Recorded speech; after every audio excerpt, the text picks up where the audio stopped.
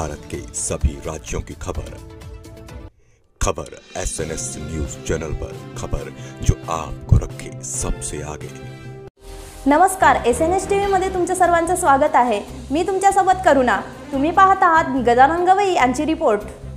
वाशिम शहरातील भारतरत्न डॉक्टर बाबासाहेब आंबेडकर यांच्या प्रतिमेच्या चारी बाजूंनी नगर परिषदेने जे सौंदर्यीकरण केले त्यामध्ये 3 सिंहांच्या मूर्तीचा समावेश आहे। या 3 सिंहांच्या मूर्त्या बसवणे म्हणजे राष्ट्रीय प्रतीक असलेल्या राजचिन्हाचा अवमान आहे। हा अवमान करणाऱ्या दोषींवर कायदेशीर कारवाई करण्यासाठी अनंत तायडे यांनी 22 फेब्रुवारी 2024 पासून जिल्हाधिकारी कार्यालयासमोर उपोषणाला बसले।